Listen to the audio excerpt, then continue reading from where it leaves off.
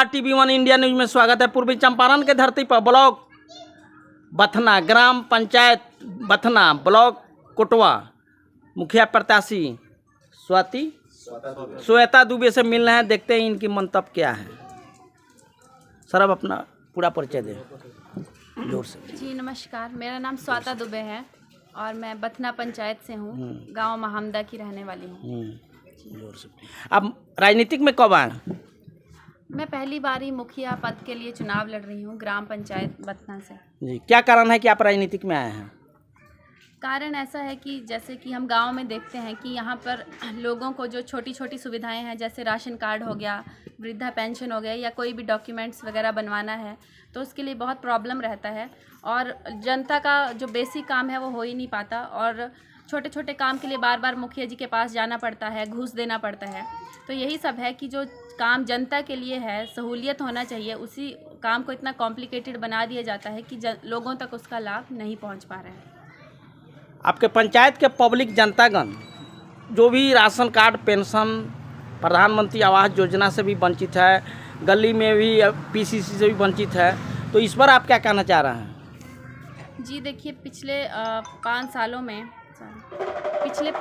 में हमारे यहाँ पर कोई भी विकास नहीं हुआ है।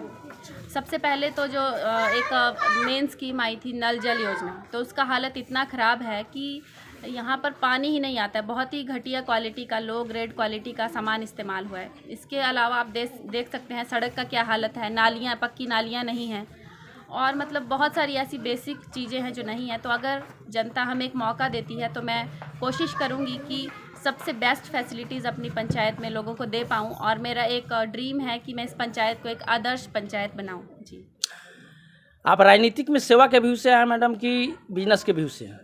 बिल्कुल जन सेवा के भाव से हम आए हैं, क्योंकि और सबसे बड़ी बात है कि जो आज तक नहीं हुआ है, हम लोगों को लिख कर दे रहे हैं, गारंटी कार्ड दे रहे हैं हम हर घर में कि हम आपका काम करेंगे।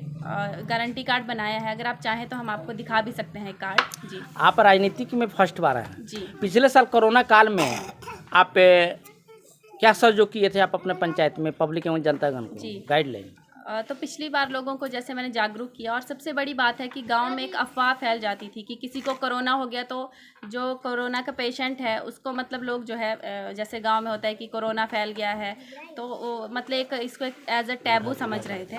जी, हाँ। आप पिछले साल कोरोना काल में पिछले साल कोरोना काल में आपने पंचायत के पब्लिक एवं जनतागण को गाइडलाइन किए? जी, गाइडलाइन किया। इसके अलावा जो कोरोना वैक्सीनेशन हुआ है, सीधा हाँ, कोरोना वैक्सीनेशन में मैंने बिल्कुल एकदम मैं एक्टिवली इन्वॉल्व थी, लोगों को फेसबुक और व्हाट्सएप के माध्यम से। तो आपके पंचायत के पब्लिक जनतागण इस बार अगर भारी मत से अगर विजयी बनाते हैं जी, तो क्या जो भी आपके पंचायत के पब्लिक जनतागण को कार्य अधूरा है, जैसे PCC, पेंशन, प्रधानमंत्री आवास योजना और कोई कहीं कहीं वार्ड में PCC से भी वंचित है, तो इस पर आप जोर से भी काम कीजिएगा? बिल्कुल एकदम काम करेंगे और लोगों को हमने लिख के दिया है। अगर आप हमारे इस गांव में थोड़ा और आगे जाएंगे तो आपको एक पोस्टर लगा हुआ मिलेगा जिस पे लिखा है आपके टोला का गारंटी कार्ड। तो इसी तरह से हमने जो है हर टोला का अलग अलग गारंटी कार्ड बनवाया है, क्योंकि हर टोला की समस्या अलग होती है।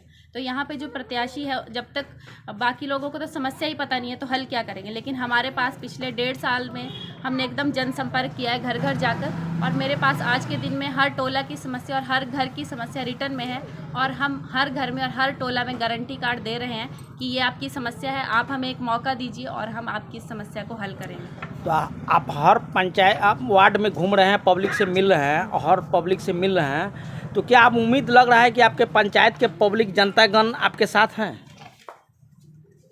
जी बिल्कुल, एकदम उम्मीद है, क्योंकि सब लोग बदलाव चाह रहे हैं। इस बार बदलाव का लहर भी है और सब कोई चाहता है कि उनका जो भी मुखिया हो वो शिक्षित हो और उनके लिए कहीं भी खड़ा हो। DM के पास जाना हो, SP के पास जाना हो, चाहे CM के पास ही क्यों ना जाना हो, वहाँ तक उनकी बात पहुँचा सके। तो मेरी पंचायत के लोगों को पता है कि कौन उनके लिए ये सब काम कर सकता है और मुझे पूरी उम्मीद है कि इस बार जो है लोग मुझे एकदम सपोर्ट करेंगे और हमें भारी मतों से विजयी बनाएंगे। तो आपके पंचायत के पब्लिक जनतागण बहुत आशाएं लगा के मुखिया पद को वोट देते हैं, एक एक वोट भी कीमती होते हैं, तो जीतने के बाद में बहुत सारे नेतागण शहर की ओर भागते हैं, तो इस पर आप क्या कहना चाह रहे हैं? देखिए एक तो पहली बात है कि पिछले 1.5 साल से मैंने जिस तरह का जनसंपर्क किया है, तो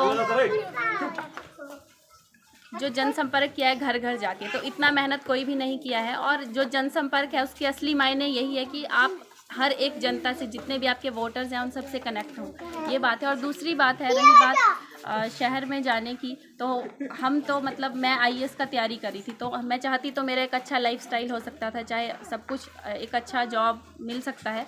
लेकिन मुझे लगा कि गांव में जब तक कोई शिक्षित लोग नहीं रहेंगे तब तक यहाँ पे विकास संभव नहीं है, क्योंकि यहाँ पे जो है कम पढ़े लिखे लोग या एकदम असाक्षर लोग आ जाते हैं और वो बस मुखिया बनने के बाद अपना घर भरने लग जाते हैं, जैसा कि बोला जाता है।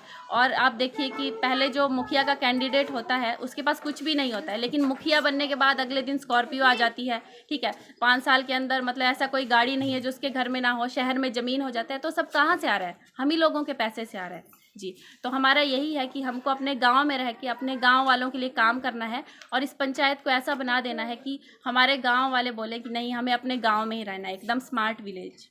तो इससे साफ जाहिर हो रहा है कि आप आईएएस की तैयारी करते थे, उसमें भी तैयारी करिए रहे हैं, तो पंचायत का स्थिति देख करके और नज़रिया देखते हुए भी पब्लिक के प्रॉब्लम देख करके आप राजनीतिक में उतर पड़े और यहाँ के पब्लिक का सेवा करने के लिए आप उतर पड़े और मुखिया पद पर नामिनेशन दे दिए। तो आपके पंचायत के पब्लिक जनतागण अगर इस बार भारी मत से अगर विजयी बनाते हैं तो जो भी कार्य अधूरा है, जैसे पीसीसी, पेंशन, प्रधानमंत्री आवास योजना, उसे धरातल पर ही कार्य करेंगे और काम भी करेंगे। और दूसरी सबसे बड़ी चीज़ है, जनता को अपना काम करवाने के लिए एक भी पैसा नहीं देना पड़ेगा। जैसे इंदिरा आवास का जितना भी फंड आता है, वो जो भी जिसको भी इंदिरा आवास मिलेगा उसको पूरा फंड मिलेगा। और ये सिर्फ कहने की बात नहीं है, हम जो है ये बात लिख कर दे रहे हैं। तो आपके पंचायत के पब्लिक अगर इस बार भारी मत से अगर विजयी बनाते हैं तो एक भी पैसा उनको लगने नहीं देंगे और जो भी कार्य है वो आम सभा लगा के ही कार्य करेंगे। बिल्कुल आम सभा लगा के, जो ग्राम सभा होती है उसके तहत किया जाएगा। और दूसरी सबसे बड़ी बात है कि हमारे गांव का जो पंचायत भवन है, आप ज़रा उसकी स्थिति देखिएगा तो बहुत ही दयनीय स्थिति है। तो जब मैं मुखिया बन जाऊंगी तो मैं पंचायत भवन में बैठूंगी, किसी को भी अपना कोई काम करवाने के लिए मेरे घर पे आने का ज़रूरत नहीं है। मैं 9 to 5 वहाँ अवेलेबल रहूँगी, आप आइए वहाँ पे अपना काम करवाइए। क्योंकि जैसे कोई भी जॉब में होता है तो ऑफिस जाता है, तो वैसे मुखिया का ऑफिस पंचायत भवन है। तो इसी विज़न के साथ मैं आ रही हूँ और मुझे पूरी उम्मीद है कि लोग मुझे फुल सपोर्ट करेंगे। और आज तक तो हम कहीं पर भी मुखिया जो जीतते हैं मुखिया पद पर, तो पंचायत में ऑफिस में तो नहीं बैठने के लिए हमको तो कभी कभी चक्कर भी काटते हैं कि मुखिया से मिलने, तो पंचायत भवन में भी नज़र नहीं पड़ते हैं बैठेंगे। तो आपका सोच कैसे आ गया कि हम पंचायत भवन में हम बैठेंगे, ऑफिस खोल करके बैठेंगे, पब्लिक को दर दर के भटकने का नौबत नहीं आएगा? जी देखिए, जो पूरा ये जो भी हम इलेक्शन में खड़े हुए हैं, इसके पीछे कहानी है। हमारे घर के बगल में एक बहुत ही गरीब परिवार है, उनका राशन कार्ड नहीं था।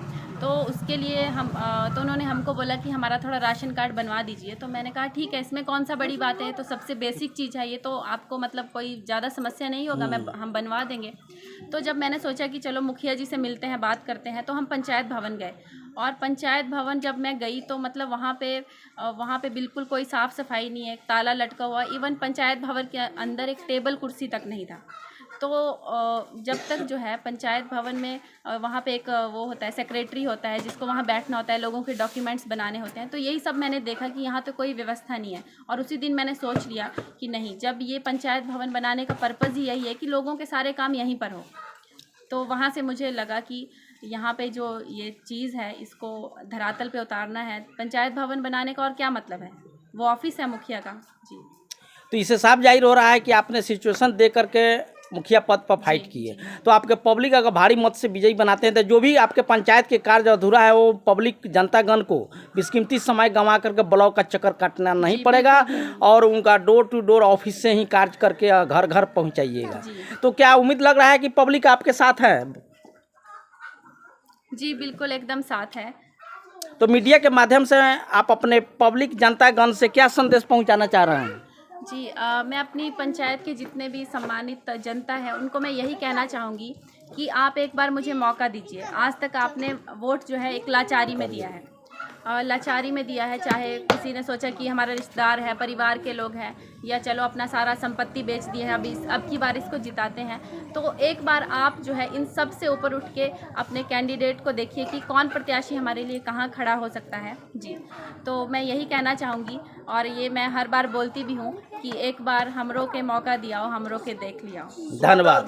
जिंदाबाद जिंदाबाद जिंदाबाद, स्वतः दुबे जिंदाबाद जिंदाबाद जिंदाबाद। हमारा मुखिया कैसा हो, स्वतः दुबे जैसा हो। हमारा मुखिया कैसा हो, स्वतः दुबे जैसा हो। ब्लैक बोर्ड जिंदाबाद जिंदाबाद जिंदाबाद, ब्लैक बोर्ड जिंदाबाद जिंदाबाद जिंदाबाद। स्वतः दुबे जिंदाबाद जिंदाबाद जिंदाबाद, स्वतः दुबे जिंदाबाद जिंदाबाद जिंदाबाद। इस पंचायत के बारे में आप कुछ बतला सकते हैं, किस टाइप के मुखिया पद को चुन रहे हैं सर? क्या नाम हुआ आपका? क्या नाम हुआ आपका? गयासुद्दीन खान। अच्छा, किस वार्ड में घर हुआ है? 9 नंबर वार्ड में। अच्छा, तो कैसा प्रत्याशी चुन रहे हैं? इसी तरह हम चुन रहे हैं, अच्छा प्रत्याशी, अच्छा चुन के समझ के चुना जा रहा है आपकी मर्तबा, जी जी, जो काम करे, काम करें, हमारा पंचायत को आगे बढ़ावे, जी जी। यही हम लोग चाहते हैं। क्या नाम हुआ चाचा जी? जलालुद्दीन खान सर। तो इस बार किसको चुन रहे हैं? इस बार स्वतः दुबे को हम चुन रहे हैं। इनमें क्या खासियत है कि इनको चुन रहे हैं? ये खासियत है, ये शिक्षित हैं। इसके अलावा अभी तो 6-7 महीना से पहले हम लोग नहीं देखा था, इनको 6-7 महीना से हम लोग देख रहे हैं। घर घर घुस के माँ बहनों से मिलती हैं तो बहु लोग इनका तारीफ करता है, तो हम लोग सुनते हैं। हम लोगों के भी बहू पढ़ी लिखी है थोड़ा बहुत, तो बोलती है कि नहीं अच्छा प्रतिनिधि हैं, इन्हीं को चुना जाए, इसलिए हम लोग भी सपोर्ट इनको कर रहे हैं। ये IAS की तैयारी कर रहे हैं, जी IAS की तो तैयारी ये कर रहे हैं। आपके पंचायत का सिचुएशन देख करके जी, हाँ। मुखिया पद पर फाइट कर रहा जी, है, हाँ, तो क्या उम्मीद लग रहा है कि आप लोग हाँ। एकजुट होकर के इनको विजयी बनाइएगा? उम्मीद लग रहा है, उम्मीद लग रहा है ये निकलेंगे। वही बात है। क्या नाम हुआ आपका? महमूद। किस वार्ड में घर हुआ? 9 नंबर। तो इस बार किनको चुन रहे हैं? अब जो अच्छा हम दिखा रहे हैं उनसे चुना जाएगा। किनको नाम धरिए? सुनता देवी को चुना जाएगा। धन्यवाद। क्या नाम हुआ आपका? नईमुद्दीन खान। किस वार्ड में घर हुआ? 9 नंबर वार्ड में। तो इस बार अच्छा प्रत्याशी को चुनना है? बिल्कुल सरिता देवी को। क्या सरिता कान देवी। से हम कम सुनते हैं ना? हाँ, किनको चुनते हैं? सरिता देवी को। अच्छा, तो इनमें क्या खासियत है? इनमें बहुत सा खासियत है हाँ, जो हम और किसी में नहीं देखा। अच्छा प्रत्याशी को चुनना है। हाँ। धन्यवाद।